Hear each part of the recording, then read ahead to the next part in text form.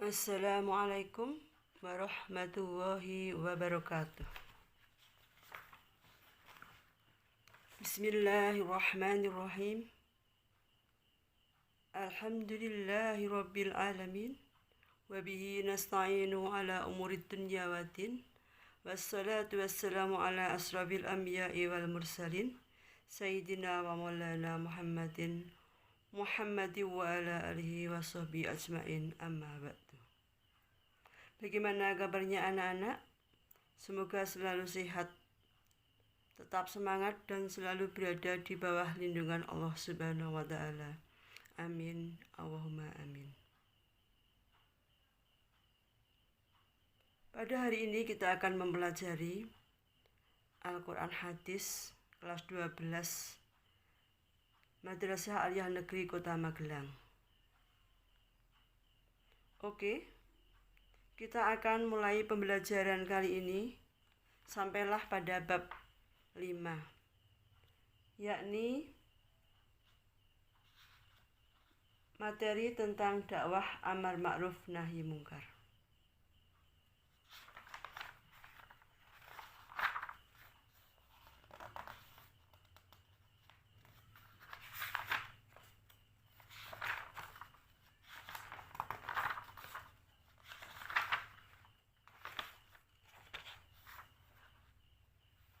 Adapun tujuan pembelajaran kali ini adalah diharapkan siswa mampu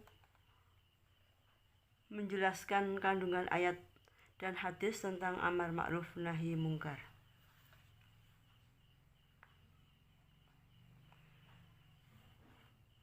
Juga diharapkan siswa mampu mengamalkan kandungan ayat dan hadis tentang amar ma'ruf nahi mungkar dalam kehidupan sehari-hari. Materi tentang amar ma'ruf nahi mungkar dijelaskan dalam Quran surat Ali Imran ayat 104 dan hadis riwayat Muslim dari Abi Sa'id Al-Khudri radhiyallahu anhu.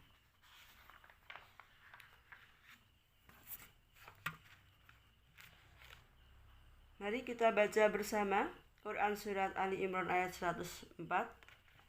A'udzu billahi minasy syaithanir rajim. Bismillahirrahmanirrahim. Wal takum minkum ummatun yad'una ilal khairi wa ya'muruna bil ma'rufi wa yanhauna 'anil munkar. Wa ulaika humul muflihun. Artinya, wal takum minkum, dan hendaklah ada di antara kamu ummatun, segolongan umat, ya'muruna bil ma'rufi, yang menyeru kepada kebajikan, wa yanhauna 'anil munkar, dan mencegah dari perbuatan yang mungkar. Wa ulaika humul muflihun, dan mereka itulah orang-orang yang beruntung.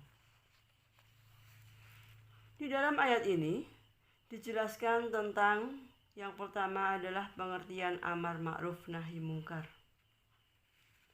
Yang kedua, dijelaskan tentang hukum amar ma'ruf nahi mungkar.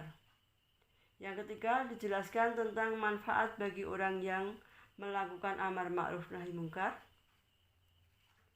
Yang keempat, dijelaskan tentang akibat bila tidak mencegah kemungkaran. Mari kita bahas satu persatu dari materi pemahaman Quran surat Ali Imran ayat 104, yakni yang pertama adalah pengertian tentang amar ma'ruf nahi mungkar. Apa yang dimaksud dengan amar ma'ruf dan nahi mungkar? Yang dimaksud dengan amar ma'ruf di sini adalah perbuatan mengajak untuk saling menyuruh orang lain mengerjakan kebaikan yang telah diperintahkan oleh Allah Subhanahu wa ta'ala, baik berupa perintah wajib atau perintah sunnah yang akan membawa kepada kebahagiaan hidup baik di dunia maupun di akhirat. Jadi arti daripada amar di sini adalah perintah. Dalam arti perintah di sini adalah mengajak. Al-ma'ruf artinya adalah kebaikan. Isi daripada kebaikan di sini adalah berupa suatu perbuatan yang telah diperintahkan oleh Allah Subhanahu wa taala, baik perbuatan itu diwujudkan dalam bentuk perintah wajib maupun sunnah yang tentunya harapannya akan dapat membawa kepada kebahagiaan hidup baik di dunia maupun di akhirat. Sedangkan nahi mungkar, apa yang dimaksud dengan nahi mungkar? Nahi itu dalam bahasa Arab mempunyai arti mencegah.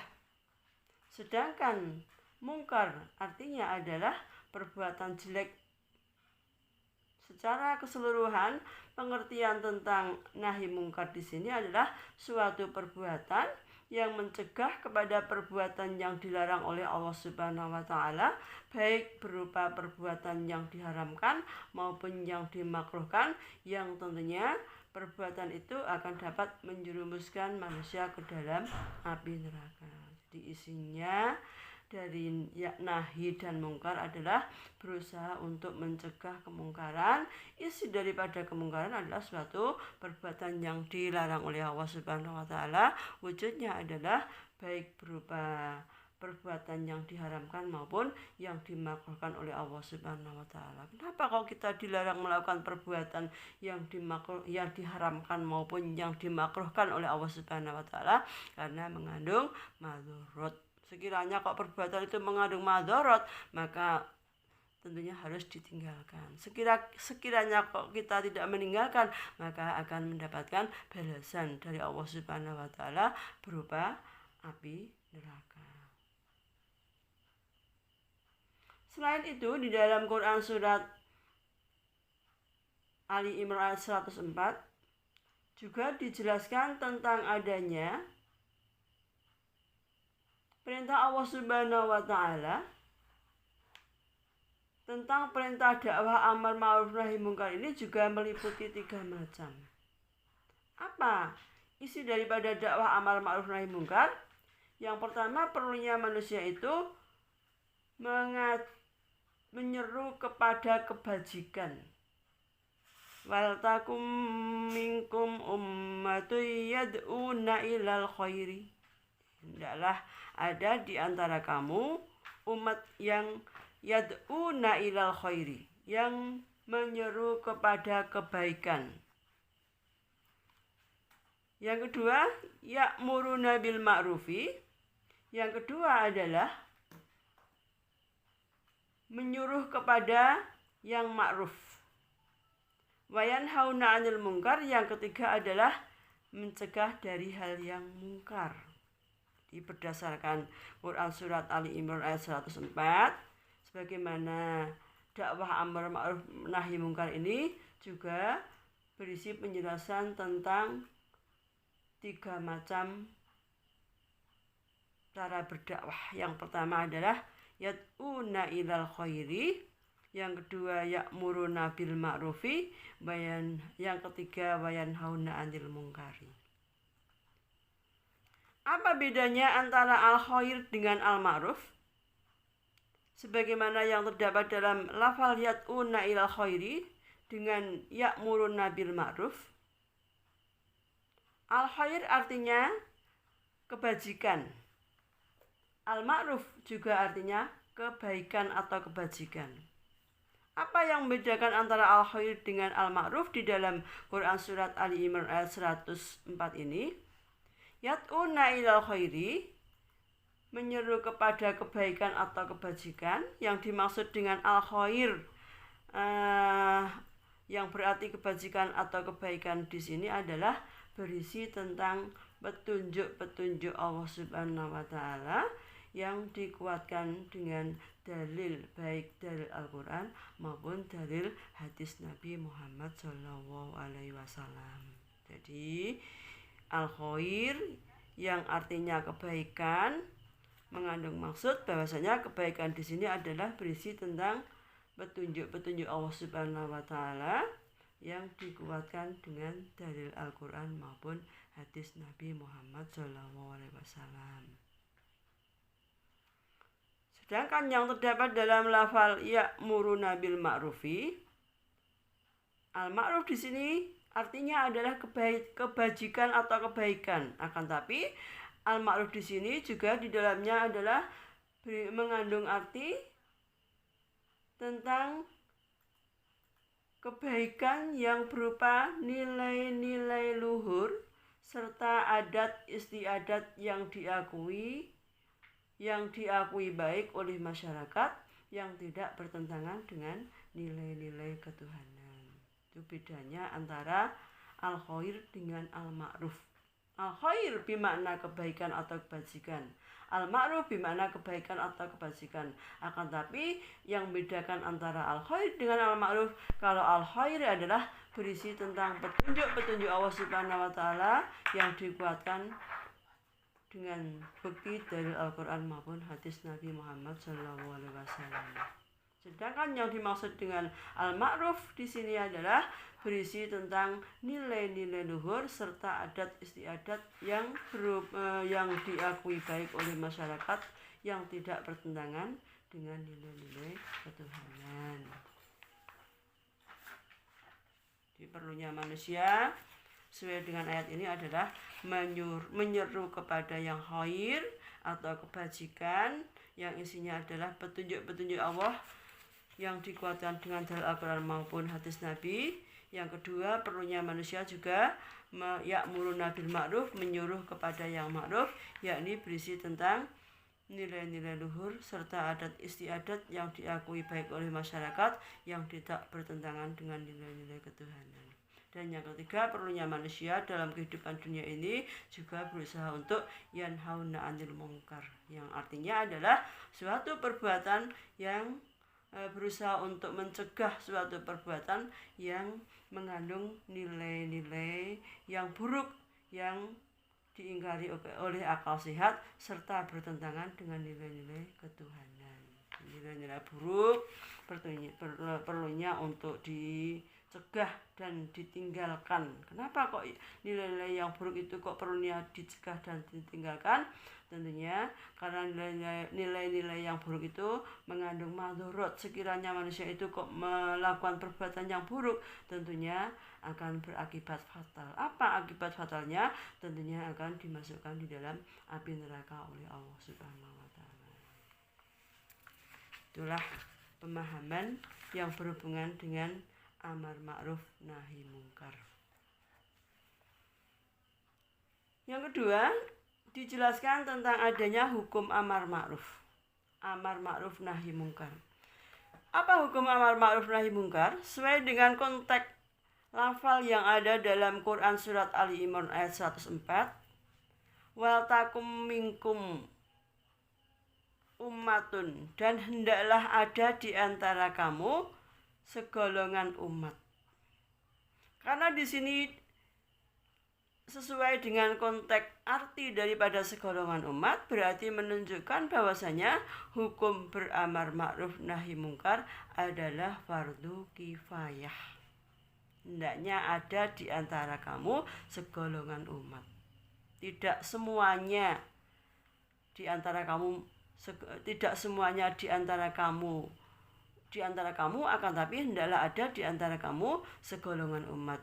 Berarti menunjukkan bahwasanya hukum amar ma'ruf sesuai dengan potongan ayat yang berbunyi wal takum minkum ummatun di sini, bahwasanya hukumnya adalah fardu kifayah. Jadi tidak wajib tetapi fardu kifayah. Apa arti fardu kifayah?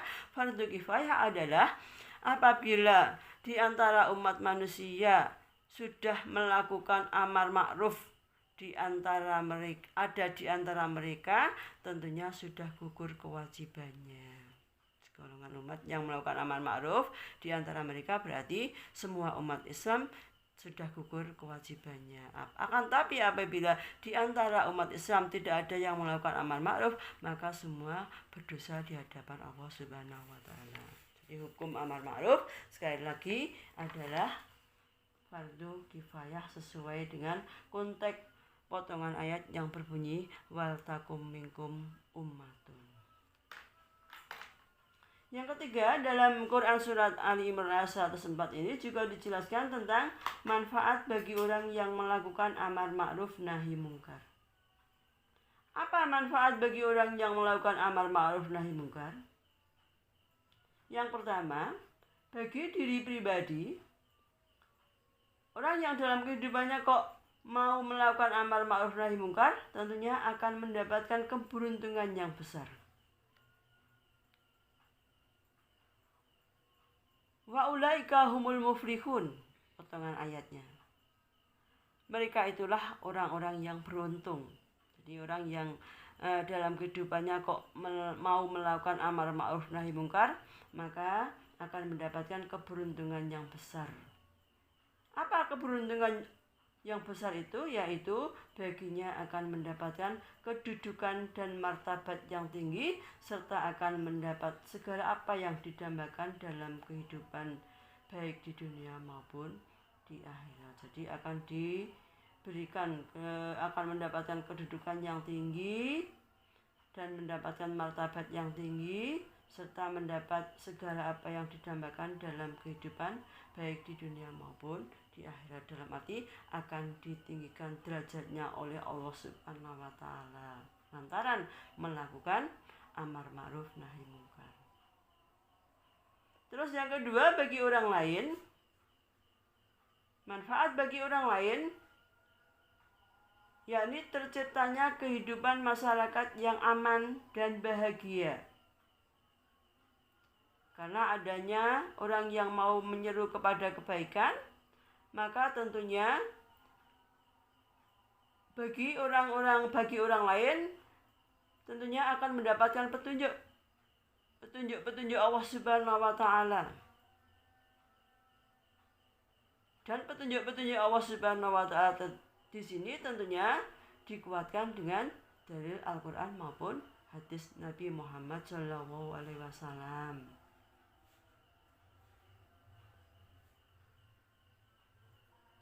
Sedangkan manfaat bagi orang lain adalah terjaminnya kebahagiaan hidup baik di dunia maupun di akhirat lantaran karena melakukan kebaikan-kebaikan, baik kebaikan yang berisi tentang nilai-nilai luhur serta adat istiadat yang baik yang diakui di dalam masyarakat yang tidak bertentangan dengan nilai-nilai ketuhanan, sehingga dalam kehidupannya akan terjamin. Dan terjamin di sini tentunya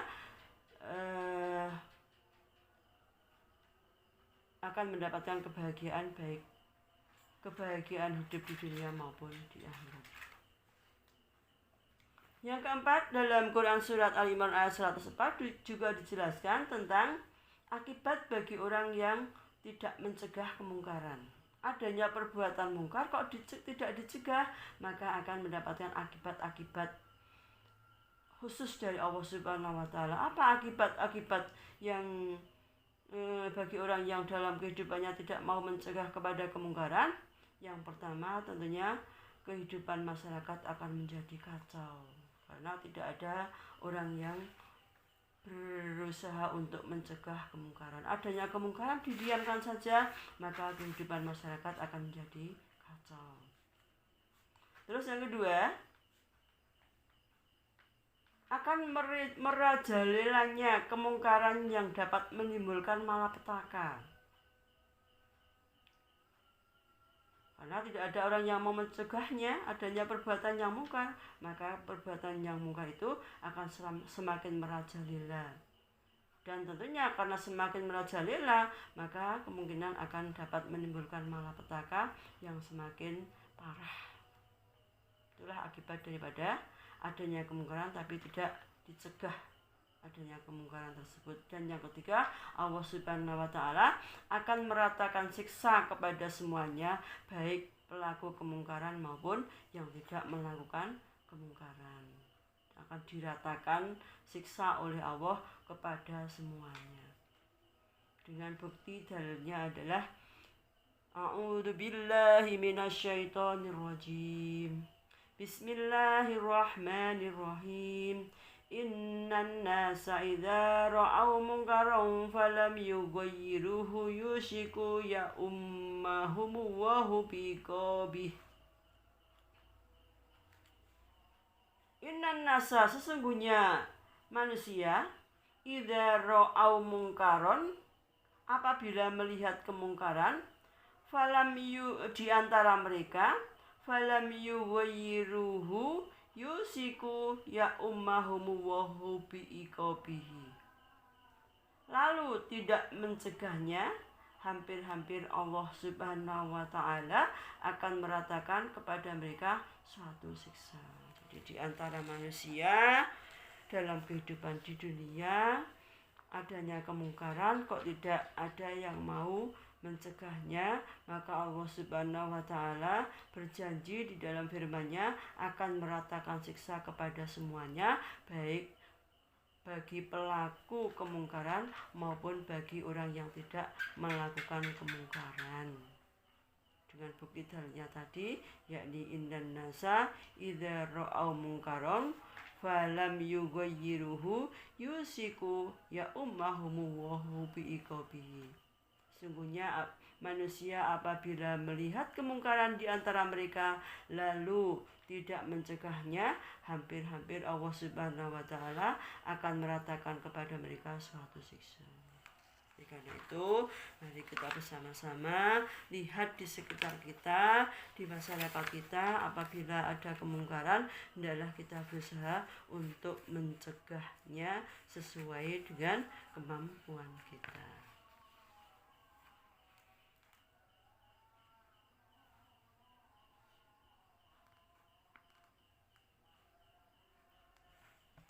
Dakwah amar ma'ruf nahi mungkar. Yang kedua dijelaskan di dalam hadis Nabi Muhammad SAW. Sebagaimana hadis yang diriwayatkan oleh Muslim dari Abi Sa'id Al-Khudri radhiyallahu anhu. Mari kita bersama-sama membaca hadis. An Abi Sa'idil Khudri radhiyallahu anhu qala sami'tu Rasulullah sallallahu alaihi wasallam yaqulu man ra'a minkum munkaran falyughayyirhu biyadihi fa illam yastati' fa bilisanihi fa illam yastati' fa biqalbihi wa dzalika at'aful iman. Rawahu Muslim. An Abi Sa'idil Khudri radhiyallahu anhu qala. An Abi Sa'idil Khudri, dari Abi Sa'id Al-Khudri radhiyallahu anhu qala, radhiyallahu anhu berkata, sami'tu Rasulullah sallallahu alaihi wasallam yaqulu.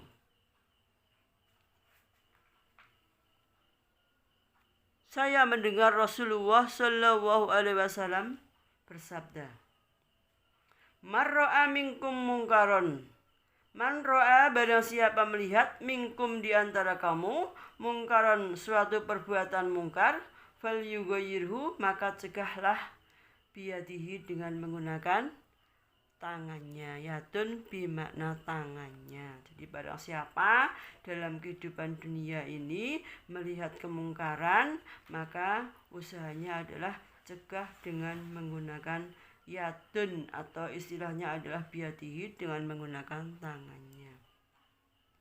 Fa illam yastati' fa bilisanihi, maka apabila tidak mampu mencegah dengan menggunakan tangannya, fa bilisanihi, maka cegahlah dengan menggunakan lisannya. Bila tidak mampu dengan menggunakan tangannya, maka cegahlah dengan menggunakan lisannya. Fa illam yastati' fa biqalbihi, maka apabila tidak mampu dengan menggunakan lisannya, fa biqalbihi, maka cegahlah dengan menggunakan hatinya. Jadi mencegah kemungkaran yang ketiga adalah dengan hatinya. Wa dzalika ataful iman, dan yang demikian itu adalah termasuk selemah-lemahnya iman. Jadi berdasarkan hadis tentang dakwah amar ma'ruf nahi mungkar ini, sebagaimana yang diriwayatkan oleh Muslim dari Abi Sa'id Al-Khudri, menjelaskan tentang cara mencegah kemungkaran meliputi 3 macam. Yang pertama yakni dengan menggunakan biyadihi, tangannya. Apabila dengan tangannya tidak mampu, fabilisanihi, maka cegahlah dengan menggunakan lisannya. Apabila dengan menggunakan lisannya tidak mampu, fabiqalbihi, maka cegahlah dengan menggunakan hatinya.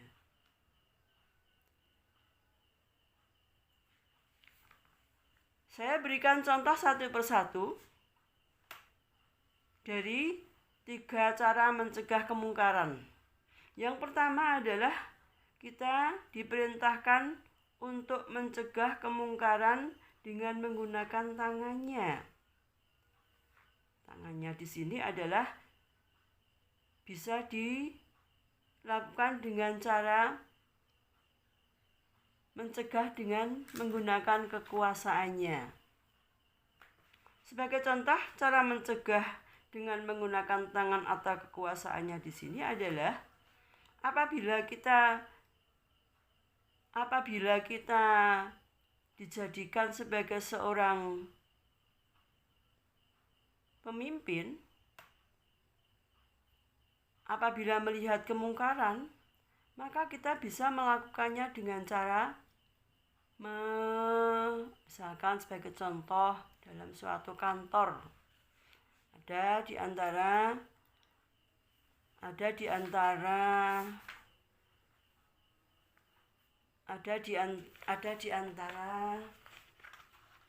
bawahannya yang melakukan kemungkaran, maka bisa dicegah dengan kekuasaannya. Sebagai contoh, misalkan dijauhkan dari tempat tinggalnya dengan cara dimutasi. Sebagai contoh, misalkan kita sebagai pimpinan, kemudian ada bawahannya yang tentunya melakukan kemungkaran, kemudian sudah diberi peringatan sampai 1 kali, 2 kali, 3 kali, kok tidak mempan akan peringatannya, maka kita boleh mencegah kemungkaran dengan kekuasaannya, yakni memberikan mutasi kepada bawahannya karena melakukan perbuatan kemungkaran. Itu sebagai contohnya.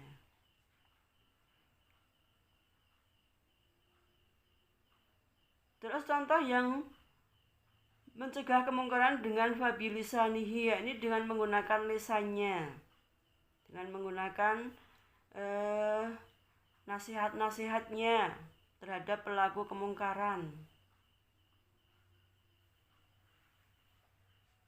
Nasihat-nasihat atau berupa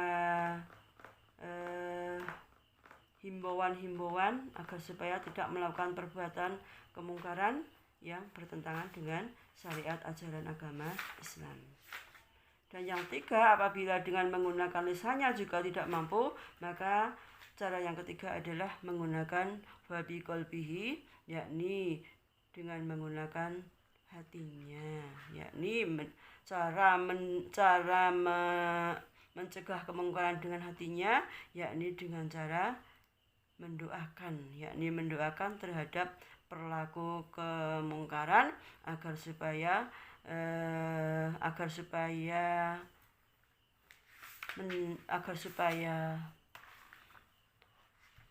tidak melakukan lagi terhadap perbuatan mungkar yang telah dilakukannya. Akan tapi cara yang ketiga ini disebut sebagai cara yang selemah-lemahnya iman. Jadi yang paling baik adalah sesuai dengan hadis, cara mencegah kemungkaran, yakni yang paling bagus adalah dengan menggunakan tangannya.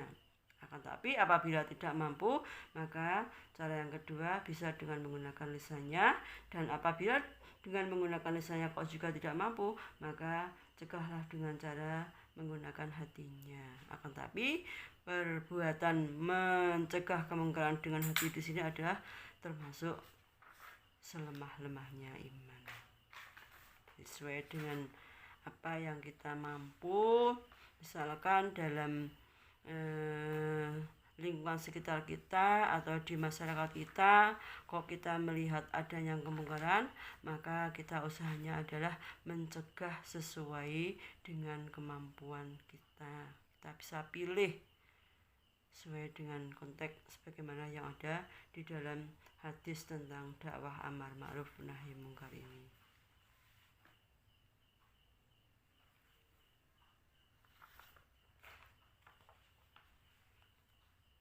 Demikian pembahasan dan pemaparan dari dakwah amar ma'ruf nahi mungkar. Semoga kita dapat memahami makna yang ada di dalamnya, paham terhadap apa makna yang ada di dalamnya, dan harapannya nanti setelah kita kembali ke masyarakat tentunya bisa mempraktekkan dalam kehidupan sehari-hari. Tentunya Ibu dalam menyampaikan materi banyak kekurangannya, maka kurang lebihnya Ibu mohon maaf yang sebesar-besarnya. Demikian paparan dari Ibu. Saya akhiri dengan bacaan kafaratul masjid. Kafaratul majlis. Bismillahirrahmanirrahim.